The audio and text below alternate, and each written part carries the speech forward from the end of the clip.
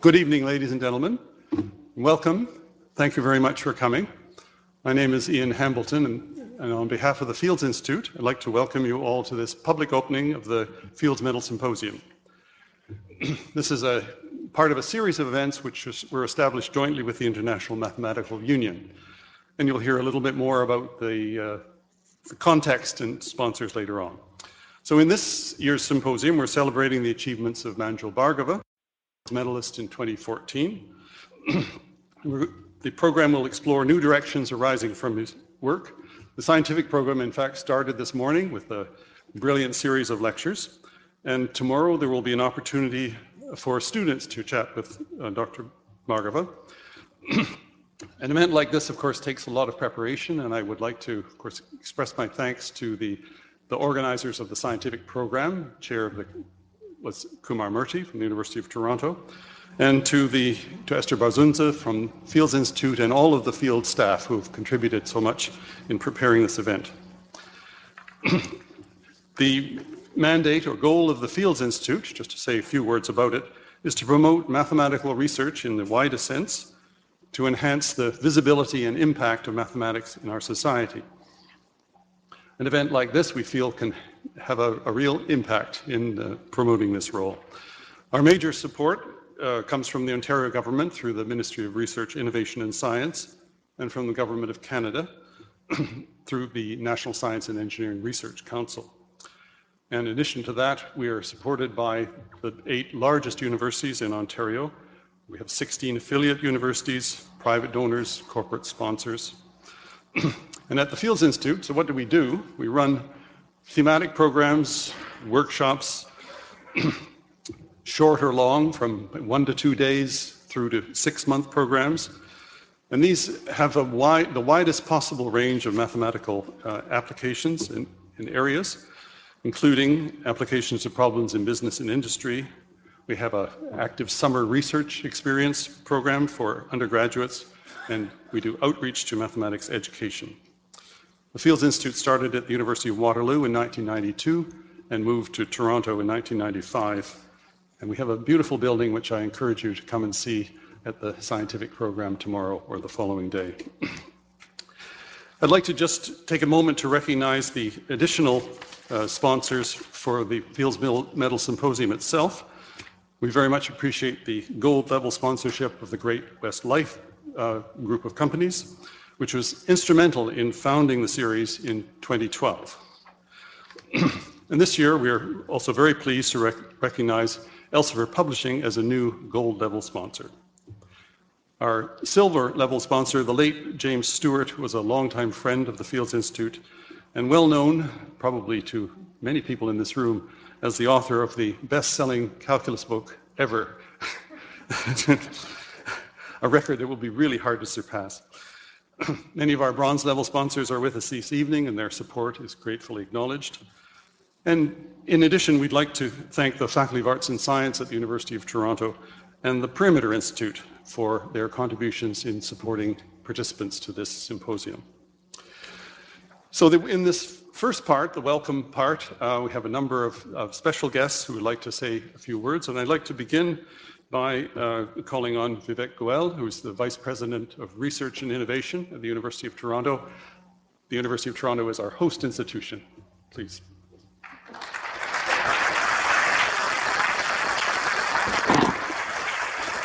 Thank you, Ian. Good evening, ladies and gentlemen. Thank you very much for allowing me to join you this evening for the launch of the Fields Medal Symposium. I'd like to begin by extending a warm welcome on behalf of the University of Toronto to Minister Moridi, who's here with us this evening, and Minister Duncan, who I believe will be joining us virtually in a few minutes. We greatly appreciate your taking time out of your busy schedules to be with us here today. The Fields Institute is one of the world's great centers of expertise and innovation in the mathematical sciences. I don't have to tell a crowd like this how important math is to everything that we do in society. Sometimes I think we should have mathematics inside, like Intel inside, on all sorts of things, whether it's when you go to the baseball game and people are looking at the statistics, or you go to the doctor and we're looking at all the computations that went into the design of new drugs. Ian's already mentioned some of the wonderful things that go on. Just as an example of how exciting it is for the university, all the universities in the province and the country to be associated with the Fields Institute. I know last week, I think it was last week, you just launched the new series on artificial intelligence. This is an area obviously of great significance to Canada, to Ontario, to our future. We've had major contributions right here at the University of Toronto in the evolution of that field. And the Fields Institute, no pun intended, is able to be a home that is bringing together in this seminar series people that are working in academe, in industry, in all sorts of places to talk about the advances in the field and how they can have applications to society. So we're very proud to have the Fields Institute on our campus. It's really an example of what an academic research institute should be, a place where scholars from around the world can gather to ask questions, explore new pathways, and bounce ideas off each other, engage each other with institutions, with agencies, and government and industry in their work. In the last few years, it's interesting to see that the University of Toronto has actually modeled many of its research institutes on the fields, emphasizing the collaborative and partnership nature. Our Terence Donnelly Center for Cellular and Biomolecular Research, the Jackman Humanities Institute, or the Munk School of Global Affairs all play very similar roles. U of T is also very proud of its connection to the Institute's namesake and also the namesake of the medal, John Charles Field. He was an alumnus and a professor at our institution and one of the early pillars of the Canadian research community.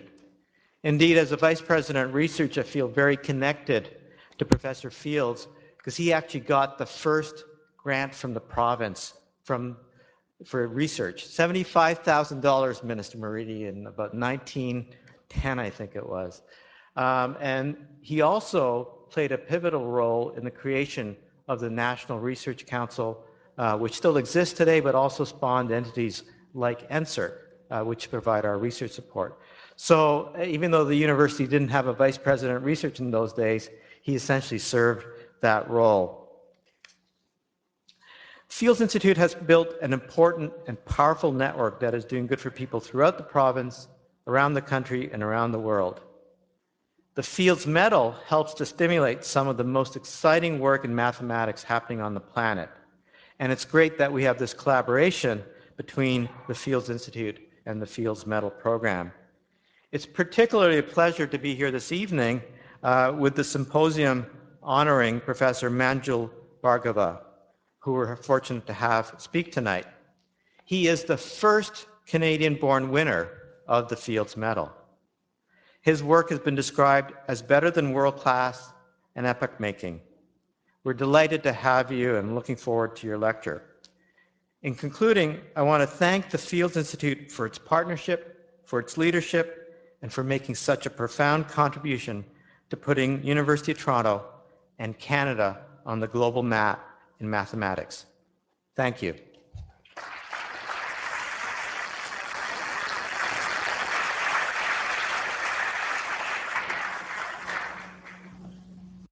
Thank you very much, Professor Coelho. So the next item on the welcome package, the Honourable Kirsty Duncan is the Minister of Science for the Government of Canada, and she would have liked to be here tonight, but was unable to join us, and she's kindly provided a video welcome on behalf of the government. Dr. Duncan is a scientist herself. She had a degree in geography and has had an interest in climate change and epidemiology, the outbreak of epidemics, and in fact is the author of a book on the history of the Spanish influenza, the 1918 epidemic. So I'd like to show you a video welcome from Honourable Minister Duncan. Bonsoir. On behalf of the Government of Canada, I am pleased to welcome everyone to the 2016 Fields Medal Symposium. As a former scientist, I know just how important numbers are to science. Mathematics matters. It is a foundational component of the discoveries we support. This year's honoree, Manjul Bhargava, has developed powerful methods in the geometry of numbers, leading to solutions for problems posed 200 years ago. His fundamental discoveries also have the potential to help address modern problems, such as data security and encryption techniques. I am humbled by the important work you do, Professor Bhargava. Congratulations. Our government is committed to supporting people in STEM like you, because the results of your studies turn into the evidence we need for sound policy decisions. Thanks to all the people at the Fields Institute for putting together such a tremendous event. Je vous souhaite à toutes et à tous beaucoup de succès. And I promise to continue to champion science, technology, engineering, and mathematics at the cabinet table. Merci.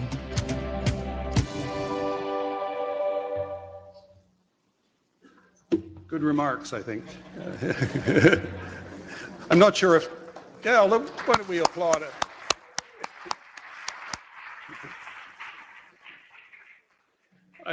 Perhaps many of you know that the federal government is embarked on a sort of fundamental review of science policy, how science is funded and organized in this country. And I think it's very, very encouraging to have a Minister of Science committed to this agenda. And so I think we're in very good times. Next, the Government of Ontario, supporter from the very beginning of the Fields Institute, instrumental in founding the Institute, and we are very honored to have here the Honourable Reza Moridi, the Minister of the Research, Innovation and Science, the Government of Ontario. Dr. Moridi is an award-winning engineer and a scientist, expertise in medical physics and radiation safety. The Government of Ontario, together with the Government of Canada, are the two big sponsoring supporters of the Fields Institute. And Dr. Moridi, please come and welcome the participants of the symposium.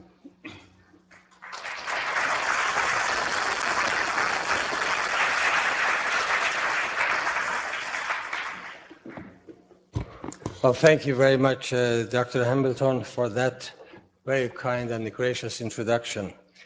Good evening, ladies and gentlemen.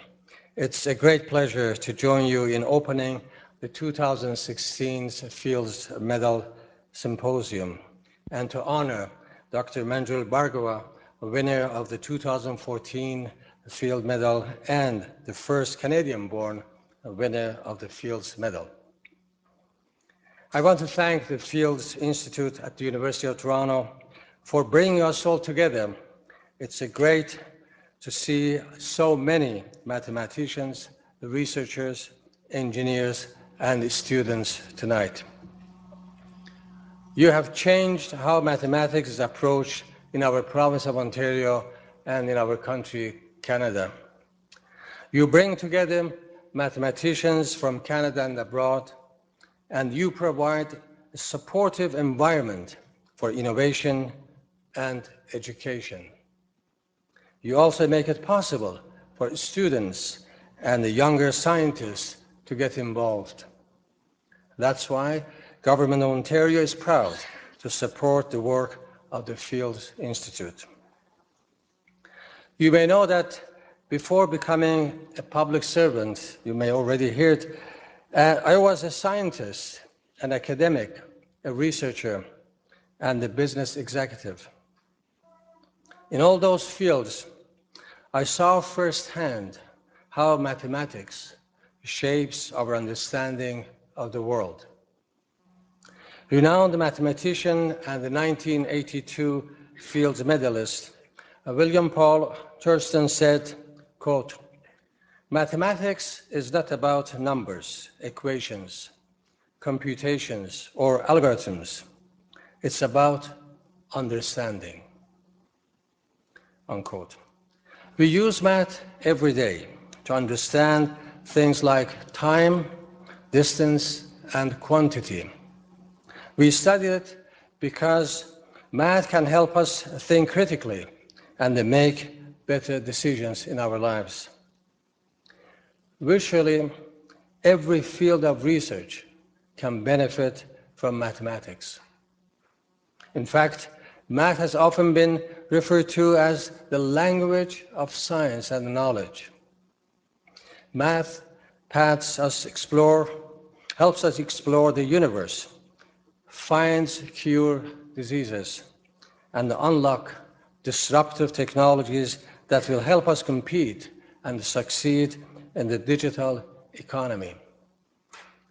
Math is part of our daily lives.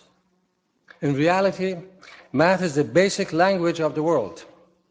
For that matter, we are working to ensure math literacy is as important as being able to read and write. We want our students across the province of Ontario to embrace both maths and language. That's why our government recently announced plans to provide more support for students to learn maths.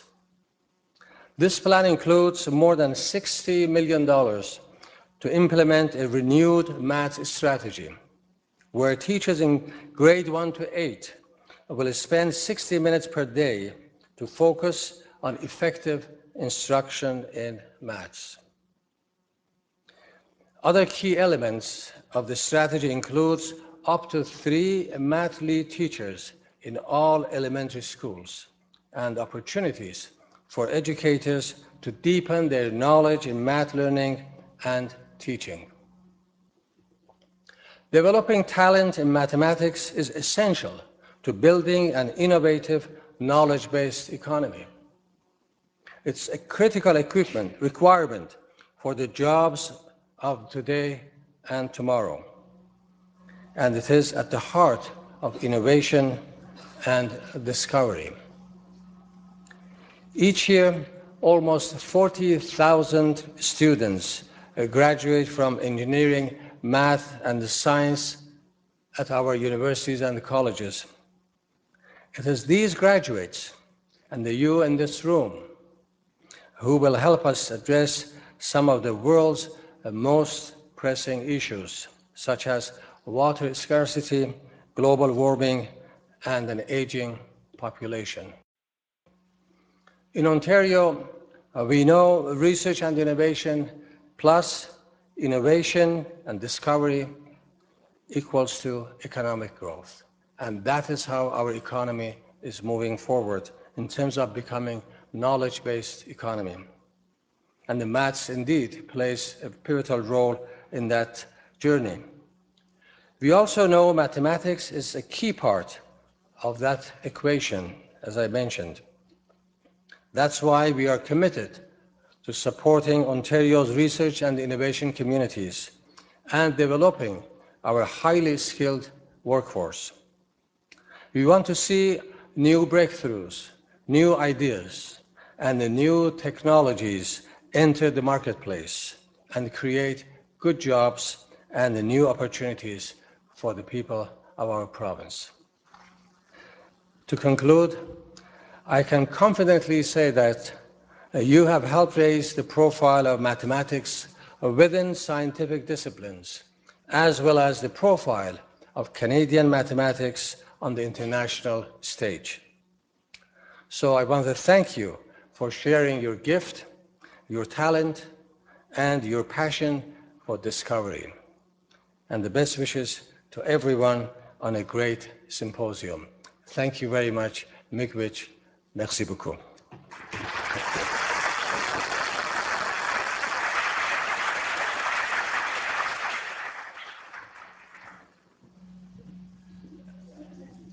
Thank you very much, Minister Moridi, for this thoughtful and very positive remarks. I think particularly the idea of international collaboration, bringing the best in the world here to Ontario, and opening opportunities for the best Canadian talent to explore the world is a very positive message for us. The other part of the picture we wanted to present you with at the beginning of this public opening is again, the international picture. The International Mathematical Union has been mentioned. And tonight we're very pleased to have with us the Vice President of the International Mathematical Union, Professor Vaughan Jones, himself a Fields Medalist from 1990, originally from New Zealand, PhD at the University of Geneva, where I think we met, faculty positions at UCLA, University of Pennsylvania, UC Berkeley, a fabulous, distinguished career, the author of fundamental work. The Jones polynomials are an area of active research within knot theory and with implications to operator algebras and a whole host of related subjects. Professor Jones is currently the Stevenson Distinguished Professor of Mathematics at Vanderbilt University. I'd like to ask him to say a few words on behalf of the IMU to us tonight. Please.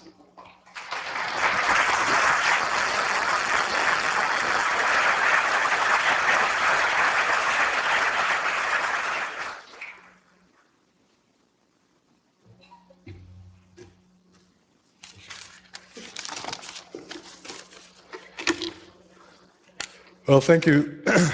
Thank you very much, Ian, for that introduction. And ladies and gentlemen, good evening, welcome. I'm sure you're all as keen as I am to hear Bhargava's talk, so I will be brief and will read my talk to prevent from waffling on, which I could easily do, take all night. The Fields Medal Symposium was initiated by Ingrid Dorbachees and Ed Beerstone, who were IMU president and Fields Institute director at the time. The IMU president or vice president has been present at each symposium to recognize this connection. This is a bit of waffling, I'm afraid, but the first thing that hit me when I started going to these IMU meetings was the density and frequency of acronyms. They're just all over the place, and the first job was to try to master these acronyms, and I still haven't done it by any means. But so IMU means International Mathematical Union, and I'll try to spell out each of the acronyms that I use in this talk. As you all know, Fields was a Canadian mathematician from Hamilton, Ontario, who proposed a medal for mathematics to fill the void left by the absence of a Nobel Prize. Sadly, he died in 1932, 4 years before the award of the first Fields Medals in 1936. What you may not know is that the IMU was defunct in 1936 and only resurrected in about 1950, with the specific mandates, among others, of running the ICM. The ICM is the International Congress of Mathematicians, and choosing the Fields medalists.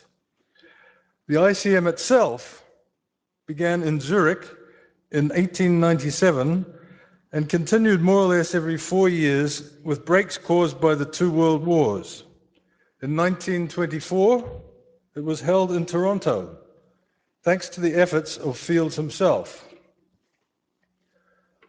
There was a certain amount of controversy caused by the exclusion of Germany, Austria, Hungary, and Turkey from the 1924 Congress.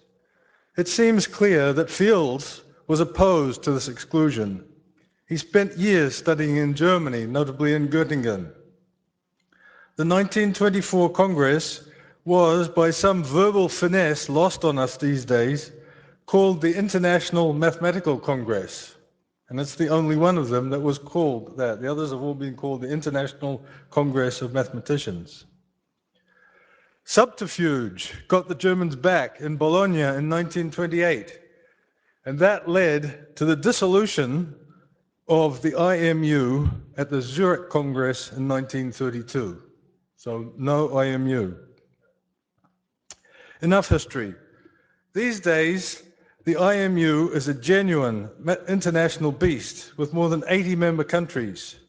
We support mathematics of all kinds throughout the world, with a lot of emphasis recently on third world countries. Witness our involvement in the opening of a new AIMS, African Institute of Mathematical Sciences, institute in Rwanda, and the Pan-African Math Congress in Morocco next year.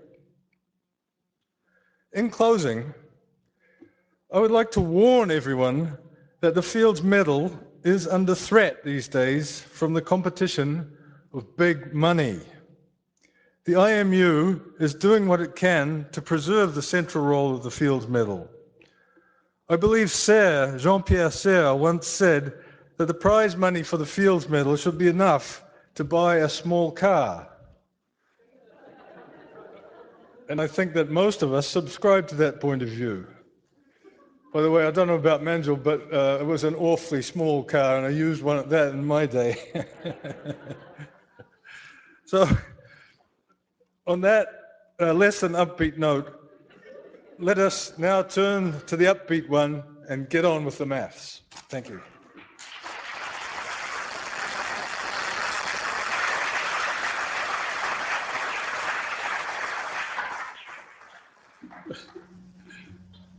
Thank you. It is indeed true that the International Mathematical Union has a very influential role, and internationally, and particularly, as he said, in developing countries. The website of the IMU is, I think, chosen to be rather low-tech, so as to be accessible in areas where the internet is not as broadband as it may be in other countries. Whether that's true, it is certainly a low-tech website.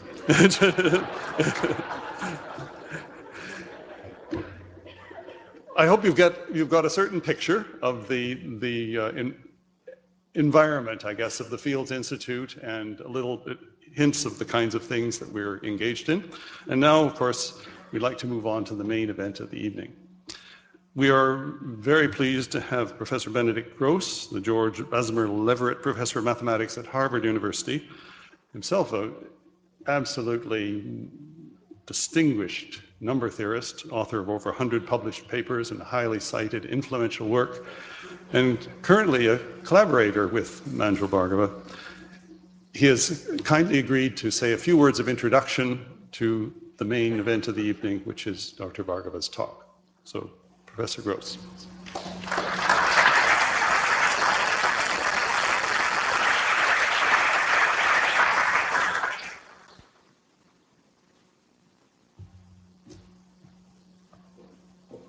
Thank you, Ian.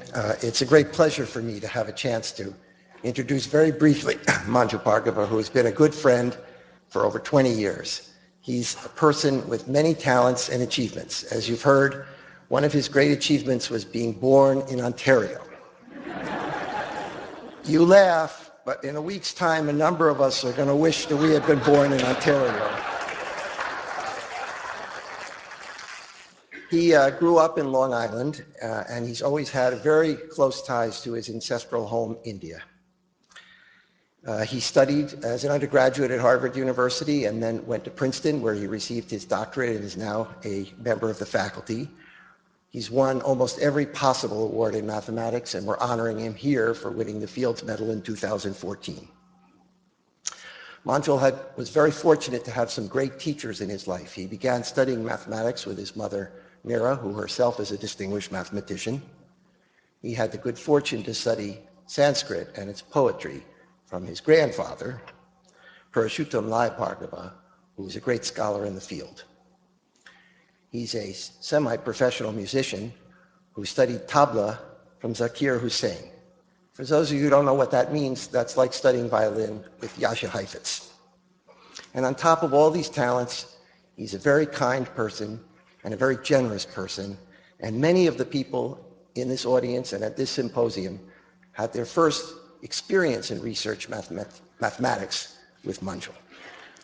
As far as his own research, this is not a technical talk, so let me just say that to give you some idea, in the past 20 years, Manjul's ideas and methods have transformed vast areas of number theory, the way we think about the questions and areas of number theory, from binary forms to rings of small rank, to class groups, to elliptic curves, to hyperelliptic curves, These all look completely different after Manjul's work. And it's not just the ideas and the methods that he's introduced, it's the way he's introduced them. And I want to end with a story from mathematical history when Eisenstein, who was one of the giants of 19th century number theory, defended his thesis. At the time, you had to also dispute a philosophical proposition, which was given to you by one of your advisors. And the proposition he was asked to dispute was given to him by his friend Kronecker, and it was the statement that mathematics is both an art and a science. And Eisenstein objected strongly, saying that mathematics was only an art. Many of us feel that way deeply. Of course, we're delighted with all the applications to science, especially when we write our NSF or NSERC applications. But one thing one can say definitively is that Manjul is a tremendous mathematical artist. Like great poetry and great music, his mathematics has line, it has coherence, and it's infused with beauty. You'll see that tonight. And you're also very fortunate because he's one of the greatest expositors of mathematics I've ever had, so you're in for a real treat. So it's my great pleasure to introduce to you Manjul Bhargava.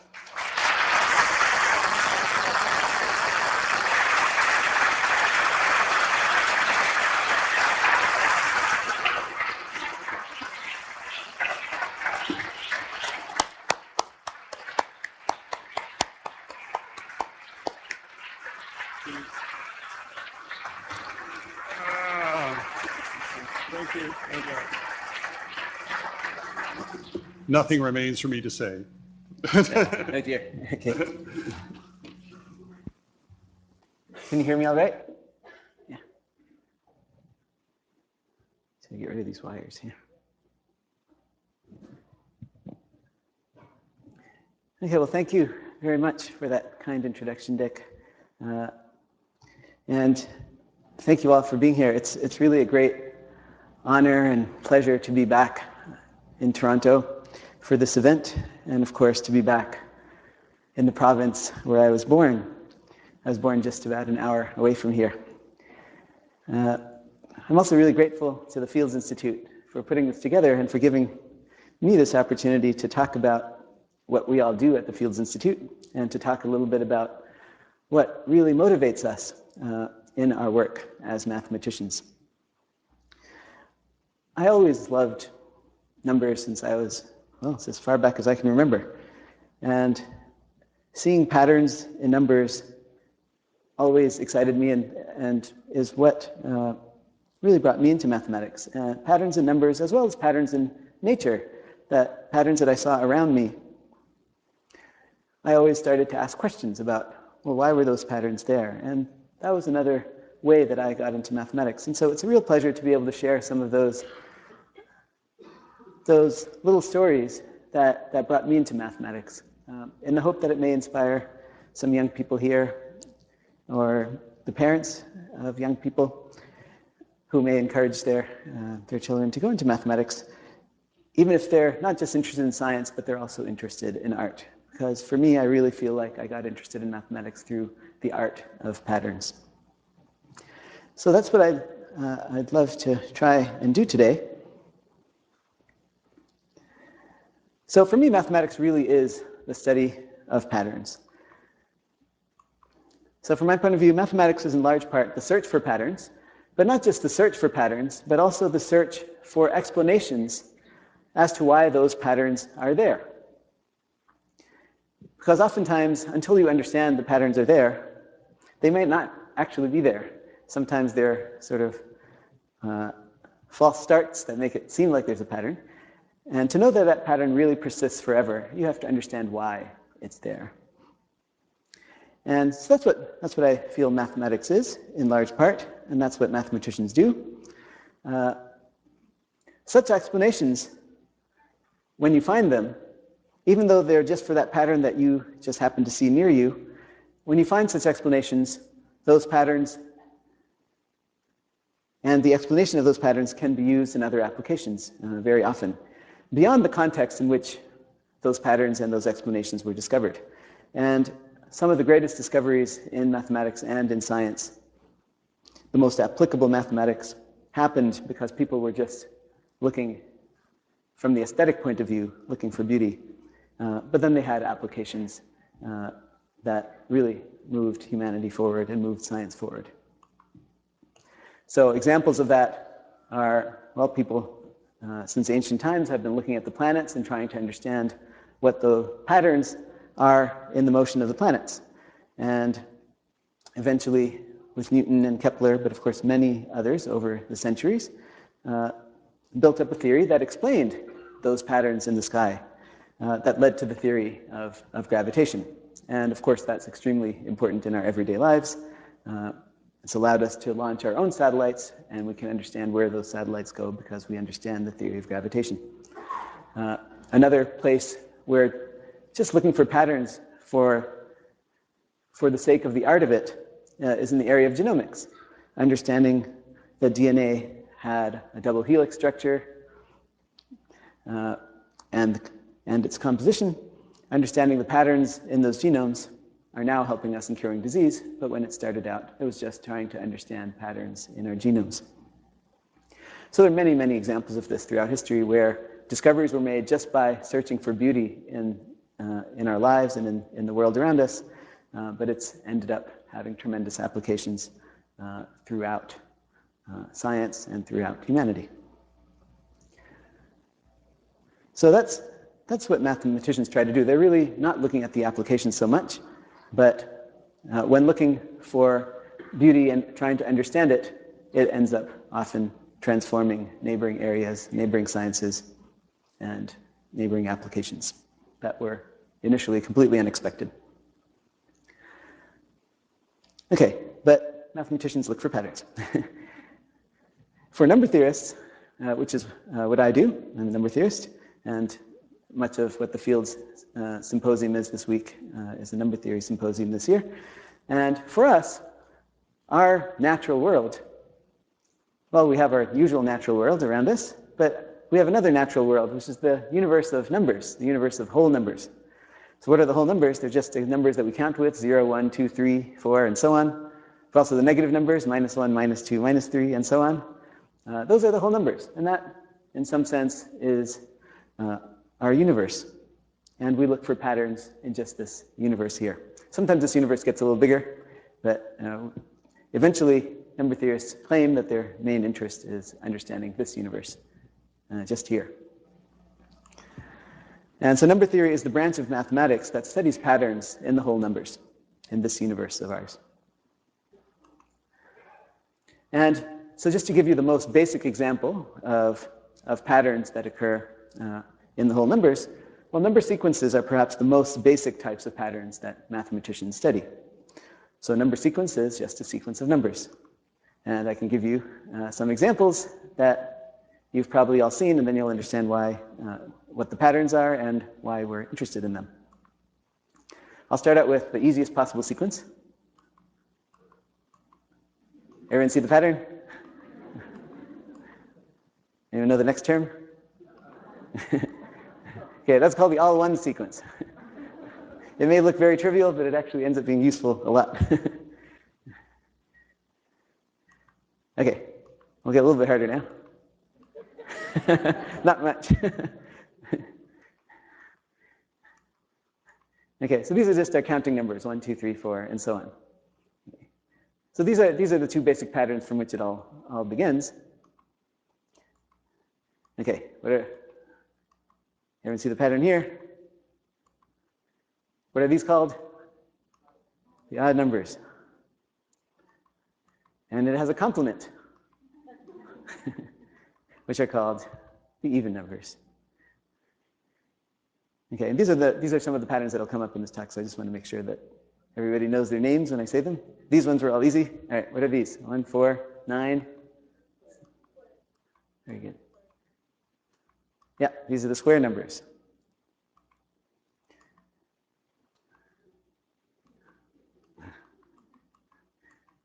These are the cubes. So each of these sequences is kind of slightly growing faster than the previous one.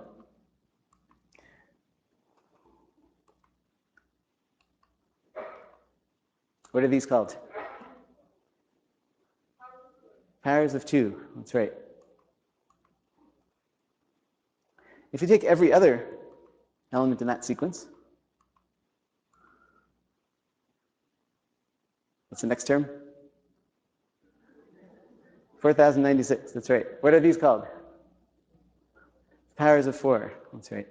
So in these examples, the first 4 of these were basically sequences that exhibit linear growth. Okay? There's just a constant amount. They're growing a constant amount each time. Whereas the next 2 sequences, these exhibit what are called polynomial growth. Okay? It's growing as a power. If you look at the nth term, it's growing as a power of that, the second power or the third power. But then these last two sequences here, these are growing faster than either of those. They're not growing, if you look at the nth term, they're growing faster than any power of n. And that's why those are called sequences with exponential growth. I threw in the powers of 4 here because these, of course, in recent years have come up a lot in genomics. When you look at the number of DNA sequences of length n, that's 4 to the n. It grows exponentially, and the fact that it grows exponentially is what makes our genome so powerful in transmitting a huge amount of information with just a small length. So exponential growth is exhibited by many natural processes, and is the reason that it's exponential and growing so fast is what allows it to be so powerful and able to transmit so much information. Okay, so these are the kinds of sequences that mathematicians study. Of course, a lot of them get much more complicated than these. But what often happens once you start looking at some of these sequences is that you find relations among these sequences, and that's another kind of pattern, patterns of patterns. So sometimes the sequences can be related to each other in surprising ways. And here's an example that I was never taught in school, but when I first learned it, I thought, why doesn't everyone learn this? What happens when we start adding up the odd numbers, say? Okay, so you take one of those sequences, we'll take the odd numbers, and what happens if we start adding them up? So, okay, let's just take the first one, you add that up, you get 1. Okay, now suppose you add the first 2. 1 plus 3 is 4. What happens if you add the first 3 odd numbers? 1 plus 3 plus 5. What do you get? 9. 1 plus 3 plus 5 plus 7. What happens if you add the first n odd numbers? Yeah, the pattern seems to say that you get the nth square number, n squared. How many people had seen that before? Less than half. It's a basic relation between 2 patterns that everyone knows, and yet it's something that we never learned. Okay, so that's a pattern that you see. But of course, we only verified it for the first 4 cases. How do we know that it actually happens forever? It may have just been a false start. So, a question that really makes, I love using this when I teach students. Why is it true? Why is it true that if you add the first 5 odd numbers, you get 5 squared? When you add the first 7 odd numbers, you get 7 squared. When you add the first n odd numbers, you get n squared. Why is that true? And students come up with 17 different arguments for why it's true after working on it for like an hour. And that exercise really opens the mind because there's so many ways to get to the answer. And that really exhibits something about mathematics that we never learned in school, which is that there are many solutions, possible solutions to a problem. And coming up with particularly creative ones is part of the joy of mathematics. And yet in school, we're often just taught, this is the way you should do this problem, follow these steps and do it. This is an example of a problem that's so fundamental, and yet there are probably hundreds of possible ways of looking at this. I'll tell you the way that excited me most when I first saw this problem. So why is this true? Well, you can actually see the answer pictorially. You don't have to write down anything, really. You can just see it in your head, why this is true. A picture can explain it, in a picture that you can just picture in your head. But I'll draw it here. And here's the picture. So what's going on here? You can think of, first of all, you can think of a square number as a square array of dots. The number of dots in a square array of dots is a square number.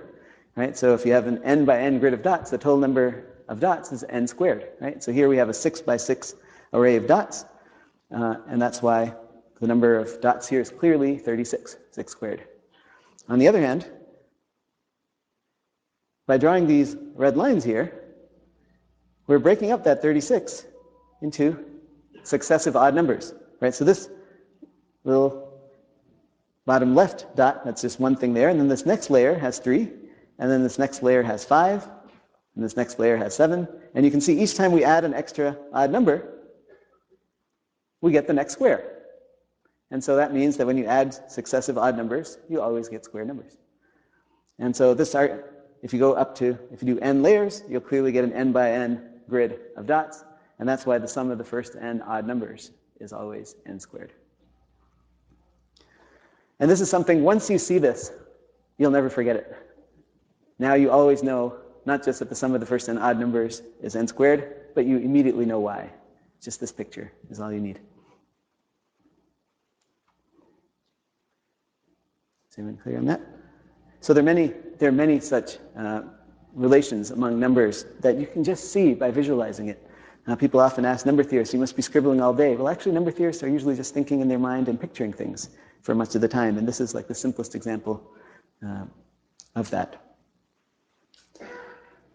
Okay, so think about that, and I'll give you, so this is often called a proof without words.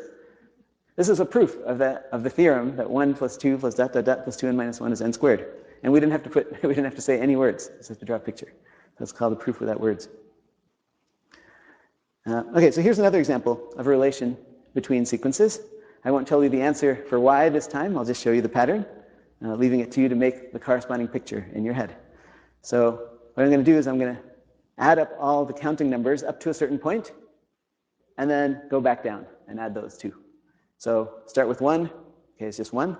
And now we can go 1 plus 2, and then back down to 1. Add those up. What do you get? 4. Okay, what happens if you do 1 plus 2 plus 3 plus 2 plus 1? What do you get?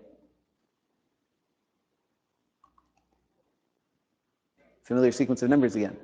1 plus 2 plus 3 plus 4 plus 3 plus 2 plus 1. Okay, that's 3 plus 3 is 6, plus 4 is 10, plus 3 plus 2 plus 1, that's another 6, 16. That's another way of getting the square numbers. So in general, what we're doing is we're adding 1 plus 2 plus 3 all the way up to n, and then coming all the way back down again. Adding all that up, and what is the pattern telling us? What should we get? N squared. Okay, so that's another example of how we just took the counting numbers, we just added up and down, and we're getting the square numbers. Can you find a similar pictorial explanation? So that's something you can think about if you get bored with the rest of my talk.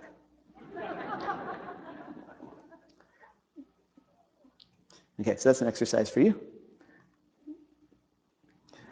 There's some numbers that are, once you start to think pictorially, there's some numbers that you can just define pictorially, and some numbers in mathematics are just defined in terms of pictures, not using words. So the hex numbers are best described in terms of pictures. So they're called hex numbers because they come from, well, hexagons arranged in hexagons.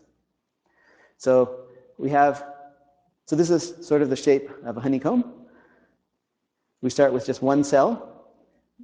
So you can think of yourself as a bee, you made one cell, and now you want to make more cells, so you go all the way around it, and you make your cells in your honeycomb. And then once that's done, you go around again, and you make all the cells and cover all those up.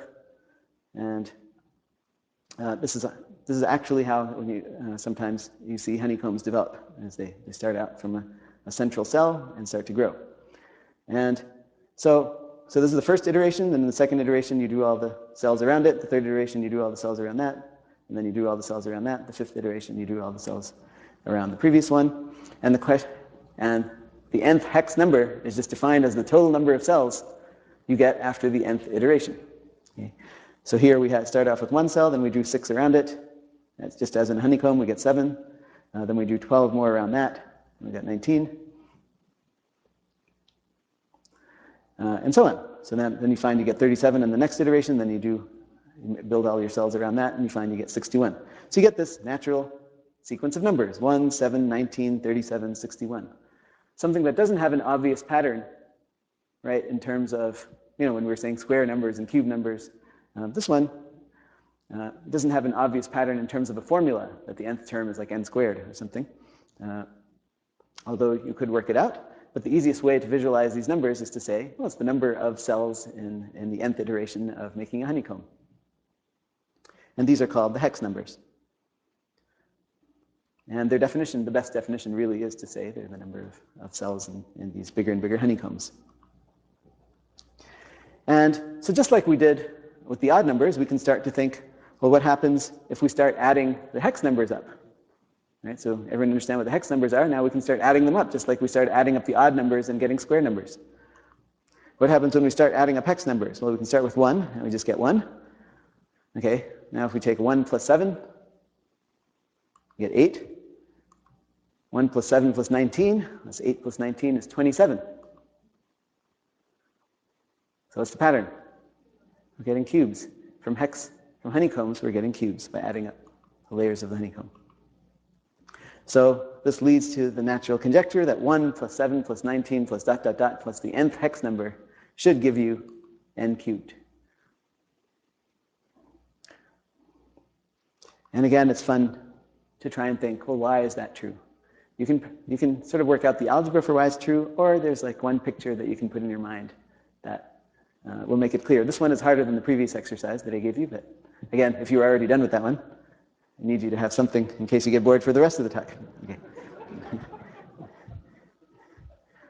Okay, but this is also one of these beautiful patterns that you can understand both algebraically, and again, I give this to students as follow-ups after the 1 plus 2 plus 3 plus 4 plus 3 plus 2 plus 1. You go to this and you have to start thinking in 3 dimensions a little bit. The picture will be a little bit 3-dimensional.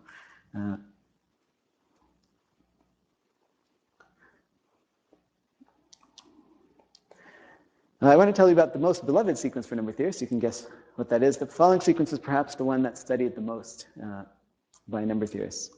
It starts with 2, 3, 5, 7. What's the next one? 11, 13, not 15, 17, 19, 23. Next one? 29, that's a big jump there. That's right. Yeah, so the sequence is that of the prime numbers, the most widely studied sequence by number theorists by far, I think. So a prime number, if you don't remember from many years ago, it's a number that has exactly 2 factors. In other words, 2 numbers that evenly divide it, namely 1 and itself. So like a number like 5, right, 2 doesn't go into 5, 3 doesn't go into 5, 4 doesn't go into 5. Only 1 and 5. Right, 5 is just 1 times 5, and that's it. And so 5 is prime. Whereas 6 you can write as 2 times 3. You can break it up into things that are not 1 or itself. That's why 6 is not prime. So why do number theorists love prime so much? Well, it's because the prime numbers, remember I was saying that number theorists view the whole numbers as our universe. The prime numbers are the atoms of this universe, in the sense that every positive whole number can be decomposed, can be expressed in a unique way as products of prime numbers. So in a unique way, so no matter what number you take, you can decompose it as a product, just expressing it as multiplying together prime numbers in a unique way. And every positive whole number has that property, and that decomposition is always unique. So for example, if you take 364, right, this is the way that you can decompose it into prime numbers. 364 is 2 times 2 times 7 times 13, right? These are all elements in the prime number sequence. And that's the only way that you can write 364. There's no other combination of prime numbers that you could take and multiply them together to get 364. So every whole number has attached to it a way of putting it together by taking primes and multiplying them together. So prime numbers, with the prime numbers, you can make every other number just by multiplying them together. And that's why the prime numbers are considered the atoms of our universe of the whole numbers. In some sense, if you understand the primes, you understand all the whole numbers in many senses. Despite how much prime numbers have been studied, because they really are the atoms of our universe, each breakthrough about primes always has applications throughout number theory. So they have been studied a tremendous amount over centuries. And as a result, a lot is understood about the primes. A lot is understood about the patterns in the primes. But also, a lot is still not understood. I'd probably say most things are not understood. In fact, every time you understand something further, it turns out you realize that you understand less than you did before because it opens up more questions than it answered.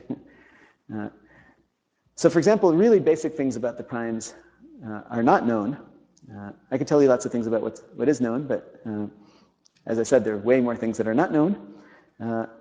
For example, are there infinitely many pairs of primes that differ by 2? That's called the twin prime conjecture. That's not known. So here we have 5 and 7 differ by 2, 11 and 13 differ by 2, 17 and 19 differ by 2, 29 and 31 differ by 2. It seems like you get lots of those primes that differ by 2. Are there infinitely many such pairs that differ by 2? We don't know. Another major question about prime numbers is you can see that every once in a while there's a jump of 4, there's a jump of 2, there's a jump of 4, there's a jump of 6. What are all the possible jumps that you could get? Yeah, that's also not understood. How many total primes are there less than n? Right? Or what is the nth prime number? Is there a formula? All those problems are not understood, although there's this famous million-dollar question called the Riemann hypothesis, which is as close as we know it to have a formula for the prime numbers, or at least a formula that tells us how many prime numbers there are up to n. Approximations to the Riemann hypothesis are known, but the whole Riemann hypothesis that tells you really precise answer for how many primes there are up to n is not proven, for which there's a $1 million prize by the Clay Institute. Because if that was solved, that would solve many other problems in number theory, because primes are the atoms of this universe. If we understand them, we understand so much more. So prime numbers are really beloved to number theorists for that reason, and we study them a lot. You might be surprised. So prime numbers are the fundamental objects in the world of numbers, but it might come as a surprise that prime numbers also arise in nature. It seems like this is just like a human invention. Let's take the whole numbers and let's decompose them into the atoms of this world.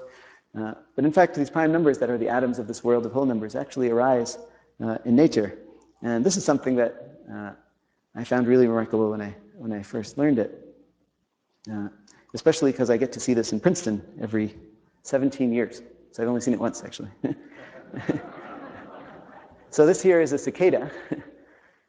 They live underground for most of their lives, and then every n number of years, so the reproductive cycles happen for different species. They happen at intervals of n years for some values of n, and that value, so cicadas live underground. They emerge only once every n years. Their cycle tends to be n years long, where n tends to be a prime number. And in fact, generally 13 or 17. In Princeton, there are 2 species. One comes out every 13 years, one comes out every 17 years. So why do they do that? And how do they know about prime numbers? So, well, the answer is, so the hypothesis is that if n is a prime number, and so n is the length of their cycle, then that n is least likely, right? If it's prime, it's least likely to be a multiple of the cycle length of its predators, right? So for example, if the cicadas decided to come out every 12 years, and there was a population cycle of predators that happened every 6 years, or even every 4 years, or every 3 years, or every 2 years, right? It could coincide with the cycle of the cicadas, because the cicadas are happening every 12 years. So even if the predator's motion was going up and down in a cycle, if it peaked at the same time every time as when the cicadas came out, the cicadas would die off. And in fact, that's probably what happened to the 12-year cicadas, which is why we don't see them anymore. So how did cicadas discover prime numbers? Well, by living, the ones that discovered prime numbers lived, and the other ones probably didn't, unfortunately.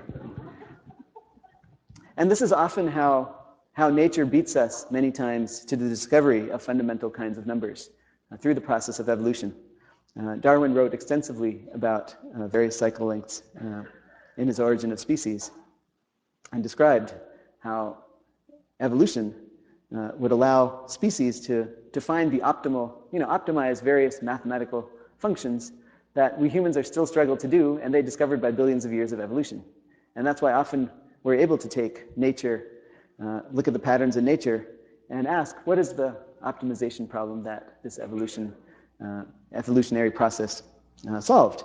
And then we as mathematicians can go and try and understand it on our own. So that's why nature has been a great source of inspiration for outstanding mathematics and mathematical structures. So yeah, that's an example of how prime numbers arise in nature. I should mention that prime numbers also, they don't just arise for cicadas, but they also arise every day for humans, not just mathematicians. So in modern times, prime numbers play a role in our lives every day due to the following fact. Suppose you have a 200-digit prime number. And it turns out it's not so hard to produce 200-digit prime numbers because they're easy tests. You just write down a random 200-digit number, and there are quick tests known to decide whether they're prime. So you just take a few random 200-digit numbers and then throw them out if they're not prime, and eventually you'll have two 200-digit numbers that are prime. That's very quick to do on a computer. And so say you have two 200-digit prime numbers, and you give them to your computer, and you ask your computer to multiply them. Your computer will be able to multiply them together in a fraction of a second and give you the resulting 400-digit answer. Okay, so that's something that computers can do very fast. Multiply two 200-digit numbers to give you the 400-digit answer, fraction of a second. But now suppose you take this resulting 400-digit answer and give it to another computer and ask it to do the reverse process, find those original two 200-digit parts. The best known algorithms working on all the world's computers simultaneously, you shouldn't give it to the computer you had originally used because it would probably know.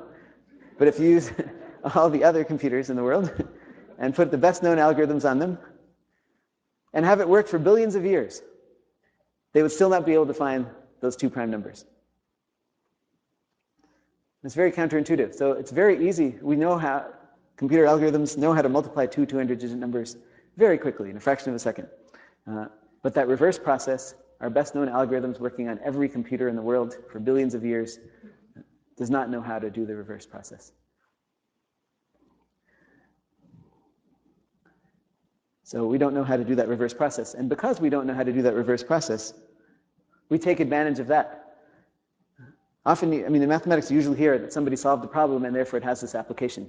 In this case, the situation is that no one has solved this problem, and that's why we have an application. Because people have tried for decades, and no one's succeeded, and so everyone thinks, okay, it's probably hard. And so let's use it for our daily security. So the fact that it's easy to multiply two prime numbers together, but hard to do the reverse process, that's the basis of much of the world's encryption schemes. So when you submit private information, for example, your credit card number on the internet, those numbers are encrypted before they're sent. And if a hacker was to intercept it, he would see this encoded message. He should not be able to decode it. And what we assume is that hacker does not know how to do that process of taking a 400-digit number and breaking it up into two 200-digit parts. That's what we're assuming every day when we submit our credit card number on the internet. So that encryption process uses the product of those two 200-digit numbers in a way that the only way you could decode it is if you could break that 400-digit number into its two 200-digit parts, and that we think no one knows how to do. So since no one knows how to factor numbers, or so we think, we don't know that for sure, this method of encryption is presumably secure.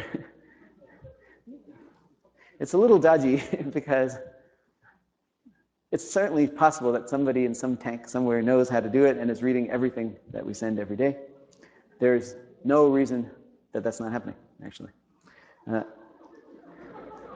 And that's why, this is exactly the reason why Dick was mentioning how number theory is an art. Well, number theorists work on prime numbers because of the artistic aspects of it. But one of the reasons that number theory has become one of the most heavily funded branches of mathematics is because of this problem. Our world security relies on somebody figuring out whether it really is a hard problem to factor numbers. So one of the fundamental problems in number theory, and it was fundamental even before, it comes up in Gauss's work in the 1800s, he brings up this as one of the most beautiful problems, is to go backwards, do the opposite process of multiplication.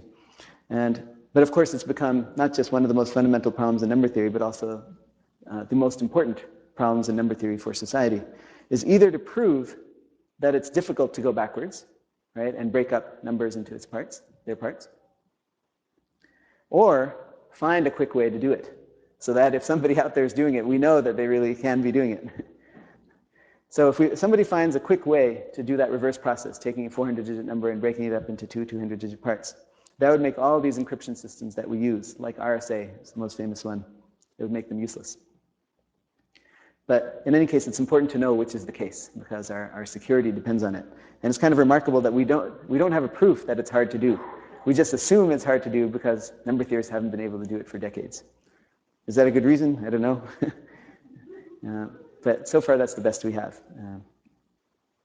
But people are always thinking, in case somebody does manage to factor, people are always thinking of the next best encryption schemes to use based on other mathematics and other hard problems in mathematics. Okay, so that's how prime numbers enter our daily lives. They really our security depends on them on a daily basis. Okay, so here's another place where we were speaking of hex numbers and honeycombs. Another place where mathematics was inspired by nature, by patterns in nature. So the question is, bees build their beehives in these honeycomb shapes. And why do they do that? There must be, again, an evolutionary reason. And in fact, this is the phenomenon that Darwin wrote about very extensively in The Origin of Species. Why do bees use these hexagonal tilings to make their honeycombs? Okay, so why do bees build hives in this hexagonal pattern? And, well, the evolutionary hypothesis here was actually conjectured. It's called the honeycomb conjecture back in 36 BC by a Roman writer and agriculturalist. So he was looking at these beehives everywhere. Every community of bees was using the same pattern. And so what he hypothesized, the reason that they must be doing this, is this following honeycomb conjecture that he made in 36 BC, which says that if you take any division of the plane, okay, so plane just means flat space, so their honeycombs are flat, made up of cells of certain shapes. They have to build the walls of those shells, and they want to divide the plane into regions of equal area, okay, by building those walls. Okay. So you can think, if humans ever wanted to do that on Earth, they wanted to divide it into cells of equal size. Fortunately, humans don't do that, but if they did, then they'd want to build fences, and they'd want to divide the land into little pockets of equal area so that the least amount is used. Right? And for the bees, they're dividing their honeycomb into cells, each of the same area, so that the least amount of wall needs to be made. So the honeycomb conjecture in the technical language that he was already writing at the time, in 36 BC, said any division of the plane into regions of equal area will have perimeter, at least that of the regular hexagonal honeycomb tiling. Okay? So if bees did anything else, they would strictly be building more walls to get the same areas for their regions. So in other words, the hexagonal tiling optimizes the amount of hive you have to make to get equal pockets of a given area in your honeycomb. Does that make sense? So Darwin writes about this. This must be the case because bees have to compete with each other for the resources that they have. If they're spending all their time building walls in their hive, they're probably not going to survive against the ones who were building it in the hexagonal tiling because they had to spend less time making those walls. So that's why the bees that were doing it with the optimum amount, the least amount of wall building, were managing to get the most honey and were the most likely to survive. So this argument of Darwin is very convincing that this fact must be true, this honeycomb conjecture must be true, because otherwise other bees that were building in other shapes would have been the ones that were winning. So this was a conjecture, but this was a conjecture that was considered by mathematicians for, well, the next 2 millennia to actually prove this. Not prove it using evolution, but proving using mathematics. And amazingly, this was proven only very recently, in 2001, by Tom Hales. So I love this problem because it's a problem that illustrates its origins go back over 2,000 years, and it took 2,000 years to solve this problem. There were lots of techniques developed for this problem. The whole theory of lattices and lots of number theory goes into this. And the proof finally came together in 2001 by Tom Hales, a mathematician at Pittsburgh. And you can imagine that this fact has many applications throughout science and engineering, right? Knowing how to divide regions into pockets of equal size, where you have to build the least amount. So telescope mirror structures and nanotubes in recent times. So nanotubes are little hexagonal tubes, and their cross sections are honeycombs.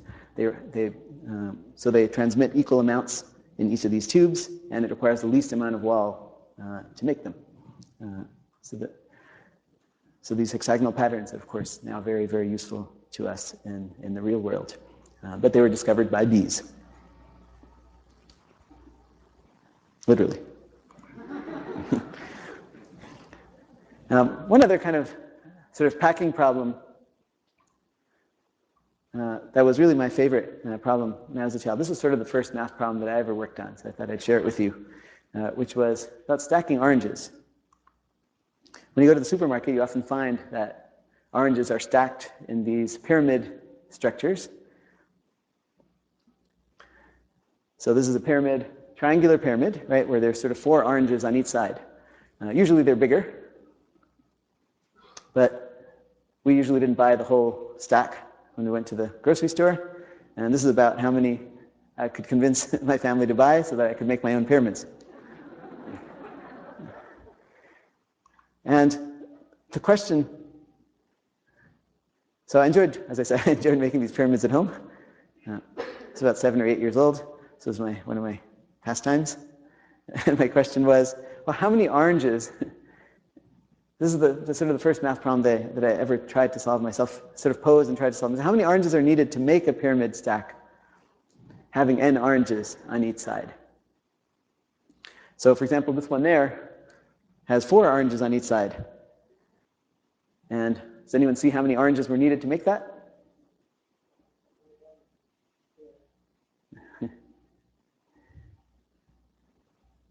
Any guesses, approximately? 20, that's right. Yeah, there are 20 oranges in there. So to make a pyramid with 4 oranges on each side, you need a total of 20 oranges. So if you want to make a pyramid with just 1 orange on each side, okay, how many do you need there? 1. Okay, how about with 2 oranges on each side? 4. Okay, how about with 3 oranges on each side? So how many will that bottom layer have, is the question. Oh, we'll have like 1, then 2, then 3. You can sort of imagine there are going to be 6. There are 10. And then, as everyone said, for 4 oranges on each side is 20. And then it goes up like this. I never quite actually made the pyramids of size 120. But eventually you start to visualize it. And so I worked out the sequence and I asked, well, what is the formula for the nth term? Is there a formula for the nth term? Right, so how many oranges do you need with n oranges on each side? And yeah, this moment for me when I figured out the answer was something that I still remember, because it's sort of the first math problem that I remember solving. And so I'm going to, spoiler coming in case you want to solve it on your own. I'm just going to tell you the answer so that you can. So the answer is n times n plus 1 times n plus 2 divided by 6. And finding that answer was a real inspirational moment for me because, well, first of all, the solution, why that's true. And I urge everyone, so this is also a problem I still give to students as one of the next ones in trying to visualize and understanding why patterns hold. So why does this formula hold? There are many, many solutions for why that's true. So that was the first part of what I found inspirational, is the process of arriving at an answer. But the other part of this was how much it dawned on me the power of mathematics, the predictive power of mathematics. That now, if I want to know how many oranges I need to make a pyramid with 10 oranges on each side, I don't have to build the pyramid. And I don't have to convince the family to buy that many oranges. I can just plug it into this formula, and it predicts how many you would need if you had to make such a... so if you plug in 10 in here, you do 10 times 11 times 12 divided by 6. And that gives you the answer. And so it really shows the predictive and the power of mathematics. Especially in school, if I feel like if I was lucky that I stumbled on this problem, and I had a mother who was a mathematician who didn't think I was crazy when I asked these such questions. And if we had that more in school, that students could pose their own questions and come at answers from many different ways to use creativity and then enjoy the predictive power of mathematics in this way, I think it would inspire many students as it did me.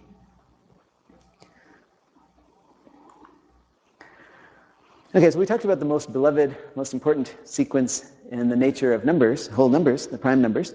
But perhaps the most common sequence that actually occurs in nature, more than the primes, is the following sequence. So it starts 1, 2, 3. Can't judge the pattern too soon. 5, 8, 13. Next one. 21. 34. That's right. So, as Dick mentioned, my grandfather was a Sanskrit scholar, and I used to learn Sanskrit from him. And I actually learned these numbers from him. He wasn't a mathematician. And so, actually, among Sanskrit knowers, these are called the Virhanka sequence, the Virhanka numbers. In India, there's now some of the books are changing to Virhanka Fibonacci numbers. They've been Fibonacci numbers in India until now, with the colonial textbooks. So Virhanka lived around the year 700. And so he described the sequence. He said, write down the numbers 1 and 2. And then each subsequent number you write down is the sum of the previous 2 that you wrote down. Right? So we wrote down 1 and 2, and then 1 plus 2 is 3, 2 plus 3 is 5, then 3 plus 5 is 8. And then 5 and 8 were the last ones you wrote down. You add them, you write down 13. 8 plus 13 is 21, and so on. 13 plus 21 is 34. So that's the procedure that Virhanka wrote down in a linguistics textbook back in the year 700, 500 years before Fibonacci. So he was a linguist, which is part of the reason why even today in India, lots of mathematicians are unaware of his brilliant mathematical work. So I first learned of these numbers from my linguist grandfather. I actually learned them as the Hemachandra numbers, named after another linguist who lived about 50 years before Fibonacci, and whose works were much more widely disseminated at the time, because he was also a great Jain philosopher. And so Hemachandra was known for his great philosophical works, and in those philosophical works he also discussed these numbers from a linguistic point of view. These numbers were also written about by another linguist in the year 1135, known as Gopala. I had a chance to become familiar with the work of Hemachandra, which is how I learned about these numbers. And the question that mathematicians always ask when they hear, well, these numbers first came up in the context of poetry and linguistics, well, why were these Sanskrit linguists interested in these numbers? It was for a really beautiful reason. So as I said, these numbers are known in the West as the Fibonacci numbers, after Fibonacci, who lived after all these authors who extensively discussed these numbers before him. Okay, so why do these numbers come up for linguists? These numbers first came up for humans in the context of poetry.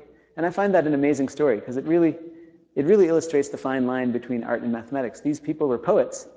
Hemachandra, Gopala, and Virhanka, the very first, were fantastic poets. And yet, they were writing extensively about these numbers. And that really shows the fine line between art and mathematics. And again, this is one of the stories that I was lucky to grow up with that also really inspired me and showed me the relation between art and mathematics. So let me tell you how these numbers arise in poetry. So here's a little background on Sanskrit poetry. So in Sanskrit poetry, there are two kinds of syllables. So just like in many languages, there's a notion of stressed and unstressed. In Sanskrit, there's a notion of stressed and unstressed, but it goes further than that. Stressed syllables are called long, and unstressed syllables are called short. And the reason for that is that long syllables actually take longer to pronounce than short syllables. And not just slightly longer, they're exactly twice as long. So short syllables, you can think of it as taking 1 beat of time to say. Long syllables take 2 beats of time to say. And you can imagine, once you have that set up, there are all sorts of mathematical questions that arise. If a long syllable takes 2 beats of time, a short syllable takes 1 beat of time. Okay, so long syllable lasts 2 beats, short syllable lasts 1 beat when you pronounce set syllables. That's how Sanskrit poetry is read. And so that simple setup of the Sanskrit language, and there are all sorts of quirks about the Sanskrit language that make it very mathematical. The alphabet is arranged in a 5 by 13 table. There are 2 coordinates. It's that every sound you specify the 2 coordinates, and that specifies the sound. Somehow these ancient linguists were artists and mathematicians simultaneously in developing the language. And the way it evolved, it sort of evolved through very artistic and mathematical thinking. And another one of the things that turned me on to mathematics was the study of this kind of linguistics. So this is just one example. The way poetry is read, you have long syllables and short syllables. Long syllables take 2 beats of time. Short syllables last 1 beat of time. And this leads to numerous mathematical questions which the ancient poets considered in great detail when they were writing their poetry. And they would also write poetry about these problems and their solutions in poetry. Okay, so long lasts 2 beats, short lasts 1 beat, and you can ask how many rhythms, right? How many poetic meters is the way they said it, can one construct of, say, 8 beats, right, consisting of long and short syllables? Right, so if you have 8 beats of time and you want to fill it with long and short syllables, long takes 2 beats, a short takes 1 beat. How many ways can you fill in those 8 beats? Well, you could go long, long, long, long. Or you could go short, short, short, short, short, short, short, short. Or you could go short, long, long, short, long. Long, long, short, short, long. I write a lot of Sanskrit poetry, so these things are. I've had a lot of practice with this. Okay.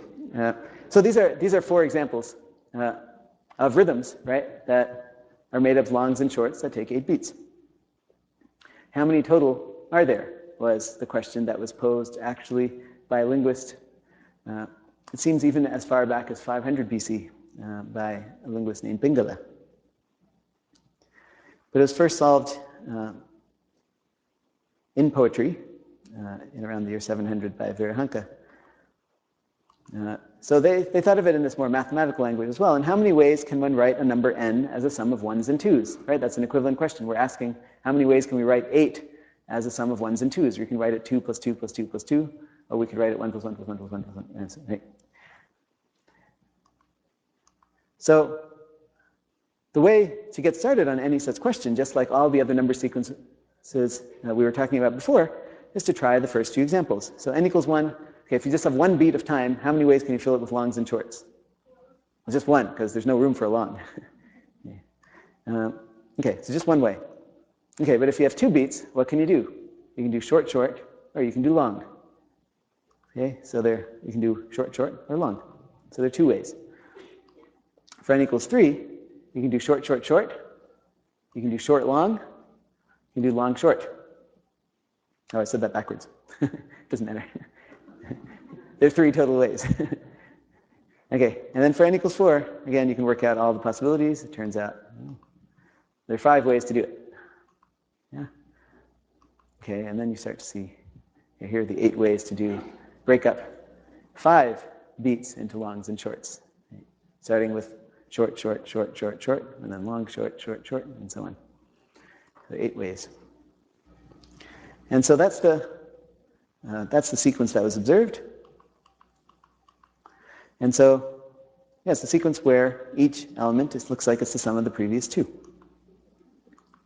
And so, to answer the question of how many rhythms, how many poetic meters are there with 8 consisting of longs and shorts. You just keep adding the previous two until you get to the 8th number, and that's 34. And so 34 is the number of poetic meters having 8 beats. It's the number of rhythms having 8 beats with longs and shorts. Okay, so that's the pattern observed. But these linguists went further than that. As I said, mathematics is not just about finding the patterns, but it's about understanding why those patterns are true. Why is that true in this case, that the total number of rhythms having 8 beats is the sum of the number of rhythms having 7 beats plus the sum of the number of rhythms having 6 beats? Why is that true, that the answer is always achieved by adding the previous two elements in the sequence? And they give a beautiful, so in these works by Virahanka and Gopala and Hemachandra, they give a beautiful argument for why that's true in poetry. The poems are very short. The argument, this is the entire argument. The argument is, if you have an n-beat rhythm, it ends in either a short or a long. Therefore, this method works. Okay, so you have to unravel that a little bit, but that's really all you need to say, and let me explain why.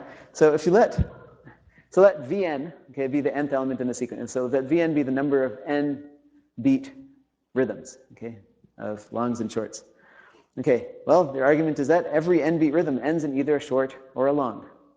Okay, so let's take all n-beat rhythms and break them up into those that end in short and those that end in long. How many n-beat rhythms end in a short? Well, if you take the short away, what do you have left?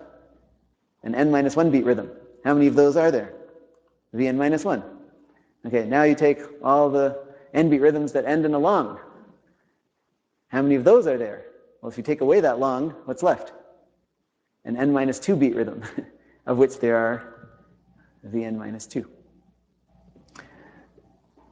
So the point is that you can make all n-beat rhythms, right, by taking all n-2 beat rhythms and throwing on a long at the end, or taking all n-1 beat rhythms and throwing on a short at the end.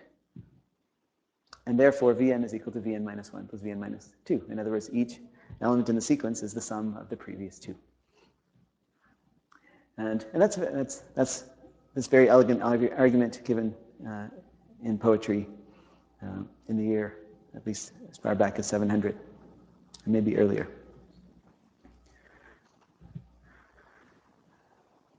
So this is a story that really inspired me when my grandfather told me about it. Because these numbers, which are so fundamental in mathematics and science, first arose by the work of artists, poets, who actually cared about the meanings of these numbers in terms of how many ways they could construct poetic meters. Of course, now the Virahanka Fibonacci numbers arise all over mathematics and all over art. So, of course, their origin is in poetry, but of course, we use it a lot in drumming as well. Many times in music, you have this dichotomy between longs and shorts, and you're improvising, and you need to know, if you have 8 beats of time left, how many ways can you fill it in? You don't even just need to know how many ways you can fill it in. If you're on stage improvising, you need to know what those ways are and be able to draw from it in an artistic way. But first, the first ingredient is to know what the repertoire is. There are 34 possibilities, and then you need to draw from it on stage according to the artistic mood of that moment. These numbers are used a lot in the visual arts. I'll show you some examples later, perhaps. Modern architects use them a lot. But my favorite place where they arise, as I said, lots of times humans discover these fundamental mathematics objects, but of course nature had discovered them long ago through evolution. And the same is true here. In nature's art, you find these numbers all over the place. Too many to describe in one lecture, but I'll show you a few pictures. Daisies, if you count the number of petals on daisies, they tend to be one of these numbers.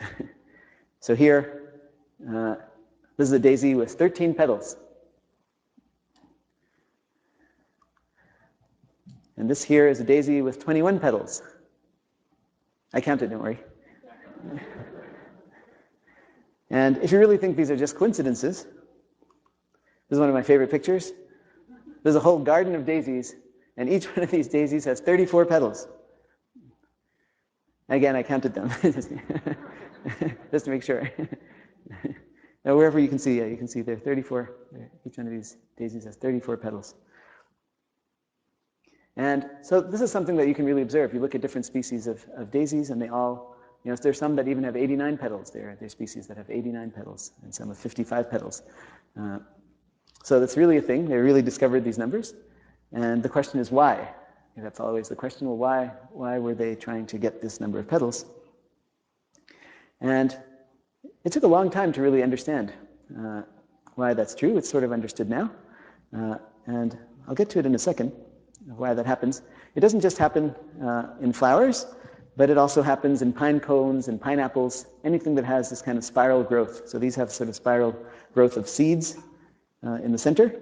So these sunflowers have seeds that grow in the center, which sprout these petals, and they grow in a spiral. In the same way, these pine cones, these cells in the pine cones grow in cells, in spirals. And if you count the number of spirals, you see there are 13 spirals. And you can really do this. You pick up a pine cone and you count the number of spirals. You'll always tend to get one of these numbers. And you can count in either direction. You can count the spirals going counterclockwise in this case. You could also count them going clockwise. How many clockwise spirals do you think we'll get? I don't expect you to count that quickly, but it really helps to do it. I've done this a lot. Yeah, 8. Very good. Here we go. The number of clockwise spirals are 8. So 13 going in one way, 8 going in the other. And that's typical of what happens in pine cones. If you count them one way and count them the other way, they're consecutive Virhanka Fibonacci numbers.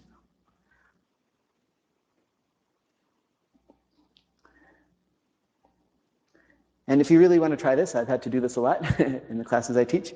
It helps to have a marker, a permanent marker, so that you can, because otherwise you lose track as you're rotating it.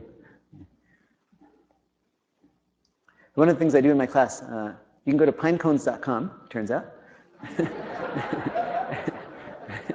and you can buy pine cones in bulk.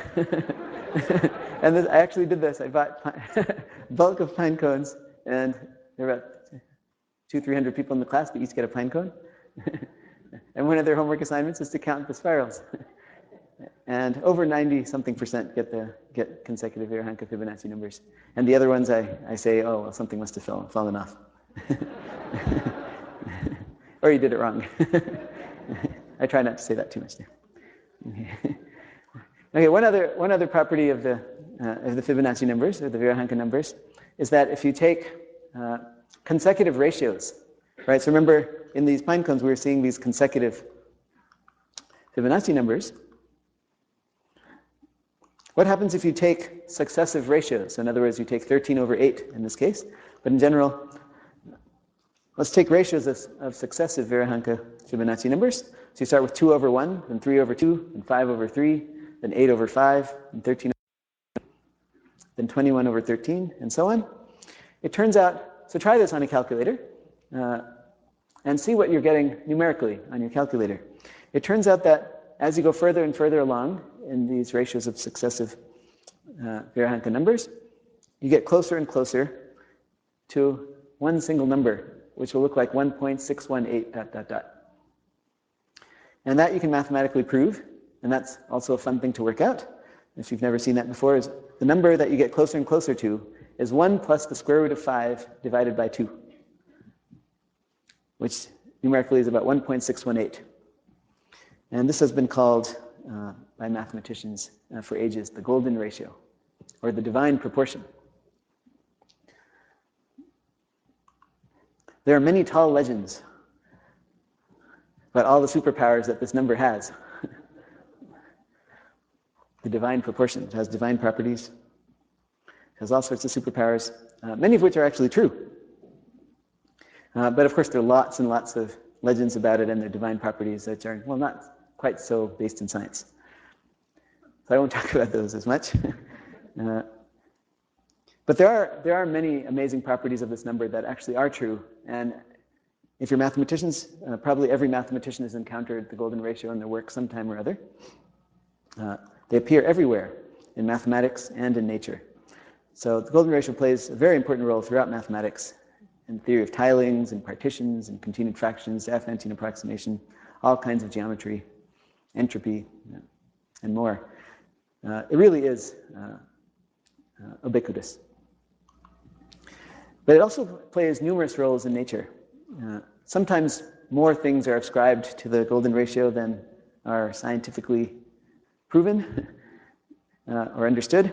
But there are many that have been sort of scientifically understood. A primary example, one of the oldest in nature that humans understand, is in the area of what's called phyllotaxis, which is the study of the arrangement of leaves on a stem. So when a stem grows, say, of a sunflower, so the stem grows, it sprouts leaves in a spiral pattern. So it doesn't always sprout a leaf on the same side. The reason is that, well, all the leaves want sunlight. So that's why plants like to sprout leaves in a spiral pattern, so that each one comes out at a different angle, and that maximizes the sunlight coming to those leaves. And so here's a top view of a plant that's been sprouting leaves from its stalk, from its stem. So everyone understand the stem is sort of coming out at you, and these leaves are coming out in spirals around that stalk. And I've put little numbers there that indicate which one was sprouted when. So you can see here that this was the first leaf that was sprouted, and this is the second one. And the amount of turn is a certain angle. And then if you go from 2 to 3, it's another angle. And if you go from, say, 5 to 6, it's this other angle, which is in white. So between 1 and 2, there's that black angle, right? And then between 5 and 6, there's that white angle. And they're the same angle. In fact, all these plants, they decide what angle they're going to turn at before sprouting a leaf. And they all do that consistently. And this plant has chosen this angle. In fact, many, many plants have chosen this angle. This angle is what's called the golden angle, 360 degrees divided by the golden ratio. I mentioned this area of mathematics called Diophantine approximation here. It used to seem like just a technical area of number theory. You want to understand how well irrational numbers can be approximated by rational numbers. Turns out the golden ratio is the hardest number to approximate by rational numbers. And plants love that. Don't we all? Because it's the hardest number to approximate by rational numbers, if it's sprouting plants at the golden angle each time, it's not going to coincide with itself. It's going to sort of maximize the chance that it doesn't coincide with itself, right? So if you go with the first n rotations, because it's the hardest to approximate with rational numbers, it doesn't come onto itself. So example, if you rotated by, say, a half turn, right? So for the first time you do it, that leaf is happy. But when the second one comes around and it's just a half turn and comes out again, it's underneath the previous one. So half turns are no good, and the same reason third turns are no good. 2/3 turns are no good, because after 3 you start to repeat. But if you do golden angle turns, that sort of stays away from repeating the most, because it's the hardest number to approximate by a rational number. And that's why plants love the golden angle. And that's actually related to why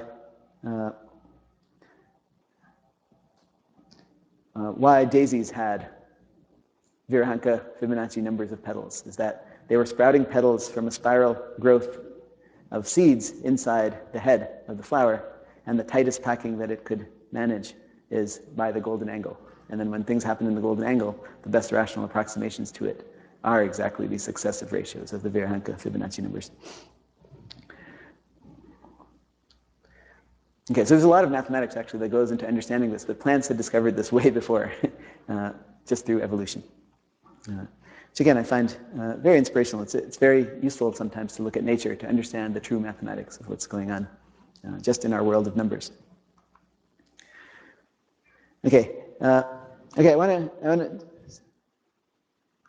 I was thinking about these cyclic symmetries, I was reminded of this one other favorite number that I had. It's still one of my favorite numbers, 142,857. How many people have seen that number before? Yeah, a few. It's a very special number, and here's why. So if you take 142,857, if you multiply it by 1, you get 142,857. Okay, that wasn't as surprising as the next one. If you multiply by 2, look what you get. You get 285,714. Are you impressed? Okay, you'll be impressed with this number soon, I promise. If you multiply by 3, what happens? You get 428,571. If you multiply by 4, you get 571,428. If you multiply by 5, you get that. If you multiply by 6, you get that. What happened? As you multiplied by 1, 2, 3, 4, 5, and 6, all that happened to the number just cycled around in the 6 possible ways that it could. You multiplied by 1, 2, 3, 4, 5, or 6, and it just cycled around in the 6 possible ways that it could. For that reason, this number is called a cyclic number, because its first several multiples just cycle the number in all possible ways. Where does this number come from? I'll give you a hint. If you type 1 over 7 in your calculator, and you should look at what number you get, and that'll give you a hint of how this number was discovered. Okay, so type 1 over 7 in your calculator. Just remember that. The question is about cyclic numbers is, are there other such numbers? Are there other such n-digit numbers? Right, this was a 6-digit number, but are there other such n-digit numbers? So that if you multiply by 1 through n, you just get all the cyclic arrangements of that same number, just like happened with 142,857. So, digit number, so that if you multiply by 1 through n, the number just cycles around in all the n possible ways. The answer is yes, there are other such numbers. I'll give you one more example. Here's a 16-digit number. I don't expect you to remember this, but if you want to remember it, just think about typing in 1 over 17 in your calculator. Instead of 1 over 7, if you type 1 over 17, you get this. You'll find that the first 16 digits are these 16 digits, and this number, again, has the property that if you multiply by the numbers 1 through 16, this number just cycles around in all 16 possible ways. So it's quite a beautiful thing. Sometimes magicians love these numbers. You can use them for amazing predictive tricks, including card tricks. The question is, one of the questions that's sort of become one of the fundamental questions in number theory. People don't phrase it in this recreational way, but the question is, are there infinitely many such numbers? So can you have arbitrarily large n-digit numbers so that if you multiply by 1 through n, the number just cycles around? And this is an unsolved problem. Nobody knows the answer, but it actually, even though it seems so recreational, it actually lies at the heart of many fundamental questions in number theory. It's what's called Artin's primitive root conjecture. And if Artin's primitive root conjecture was true, then that would imply there are infinitely many such numbers. And that's what's expected, is that there are infinitely many such numbers. And in practice, you can find them. People have found many. But the question is, can you have arbitrarily large ones? And that's an unsolved problem and lies at the heart of a number of important problems in number theory related to Artin's conjecture. But I love this example because I sort of encountered it learning magic as early on. I encountered it in that context, and then later on when I went into number theory, I learned this thing called Artin's conjecture, and this connection was something that I found very fascinating and very inspirational. So the fact that these patterns in different areas came together like that was, again, one of those moments that you love as a scientist. Okay, so I'll end with one last instance of how nature has inspired mathematics. You've all seen self-similar fractals. So a self-similar object, or fractal, is one that exhibits the same shape as itself at smaller and smaller scales. So you keep zooming in, and you keep seeing it over and over again, the same object. That's what a fractal is. So one of the most beautiful examples of a fractal is the fern. So the fern is a plant that looks like that. And so you can see that you go up on the stem and you have all these leaves sprouting out from the stem. And look at the leaves that sprout out of that stem. They look like itself. And if you look at the leaves that are the sub-leaves of those leaves that are sprouting out, they also look like just itself, just smaller and smaller versions. So that's what self-similarity means, that you keep zooming in. Imagine if I had just shown you this picture and just made it bigger. It would have looked exactly the same as this picture, except it happens not to be coming out of the ground. But other than that. And the same thing, if you took one of the sub-leaves there and made that big, it would look exactly the same as this picture. You wouldn't be able to tell. That's what a fractal is, or a self-similar object is. And there are so many in nature. And the fern is a fundamental example that's often used as the first example in any class on fractals. But similar phenomena occur in snowflakes. Often you'll see a six-sided snowflake, and if you look at the snowflake, any one of the six strands that's coming out of the center, and it has little leaves again, and you look at those and it looks exactly like that first leaf that came out, and so on. So there's lots of self-similarity in snowflakes, in leaves, as we've seen, in clouds, in coastlines.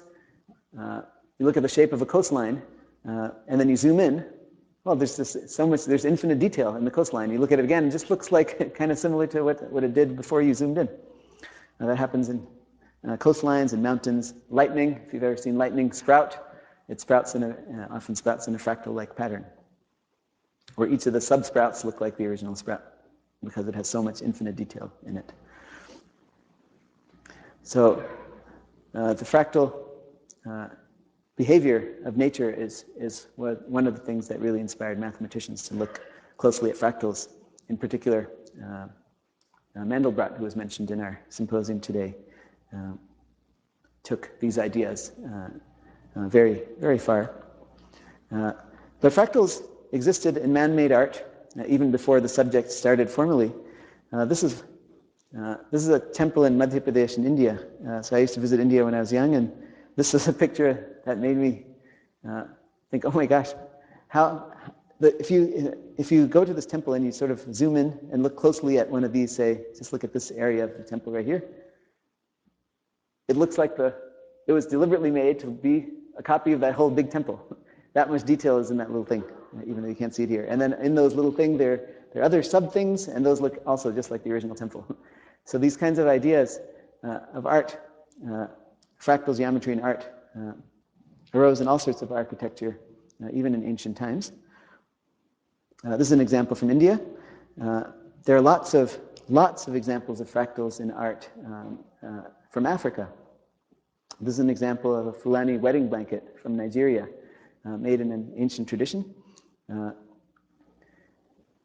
And the idea is that it's a pattern of diamonds, and inside those diamonds are diamonds. And if you look up close, you'll see that those diamonds have those same patterns of diamonds inside. To remarkably so, this is not a high enough resolution for you to really see these diamonds in here, but many iterations of that are done and those smallest iterations require the most amount of time, but are also considered the most important in the tradition. That's where these are used in weddings, and the good energy happens. The really high energy stuff happens at the nth iteration, at the fourth or fifth iteration. That requires just tremendous amount of detail to make. Of course, there are modern examples where fractals are used in art. Escher was a famous example of making beautiful fractal art. If you stare at this long enough, you'll start to look inside. You'll see copies of the whole thing inside. And it takes a while to be able to see that, but I'll show you the shading so that you can see. I showed you two. I've shaded one in light, the big one, and then inside it, it's shaded a little darker. And if you look at it, it's exactly the same.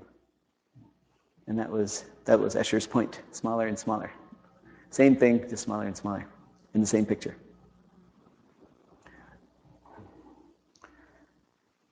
So we learned these ideas from nature, but they've been used by humans to make really beautiful art. So there are patterns all around us. I want to end with an example that just happened a few months ago. Sometimes in Princeton, I go to a co-op called 2D. And this is a picture that was taken by members of that co-op. It's a fractal broccoli. And they kept it there on the table for days because they couldn't get themselves to slice and dice it because it had such perfect fractal pattern. If you look at any one of these horns on the broccoli, they're exactly a copy of the broccoli. right? And then those horns have little tiny horns, and those also look like a copy of the whole big broccoli, and so on. It's a fractal broccoli. It's called Romanesco broccoli. It often grows in perfect fractal patterns. And for someone who teaches mathematics at Princeton, this is like the most best moment that you can see from students there. Because this broccoli had an obvious application, namely dinner. And yet, they took a step back to admire the art of it and the science of it. And they kept it there for days and didn't use it for that particular application. Instead, hundreds of students got to see it lying on the table, and there were discussions about fractals all week because of that, and people learned about fractals and about fractal art all week. And that, in some sense, was a better application in the long term for that broccoli. So that's what I want to encourage everyone to do. This is patterns occur all around us. You have to discover them, understand them, and that makes our life richer, and it leads to applications that you could never have fathomed before you realized those things were there. So I encourage you all to find the patterns and beauty in your lives, because they definitely exist. Thank you so much.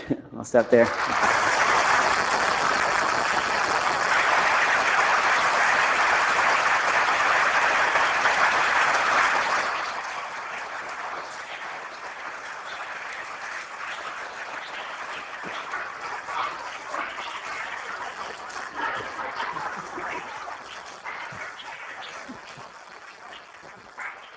Excellent.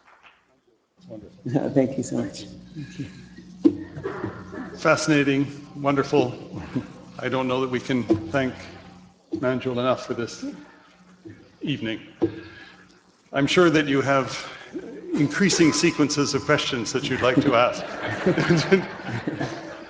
But I'd like to suggest that there's a reception afterwards, and this would be a good opportunity to chat a little bit informally and among yourselves as well. Let's thank Professor Bhargava again for this. Thank you so much. Thank you.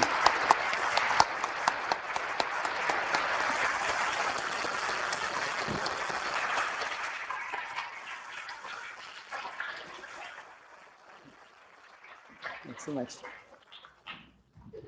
Thanks a lot. Appreciate it. I hope I didn't want to go into questions for you about that. I'm fine either way. Whatever you think is good. Yeah.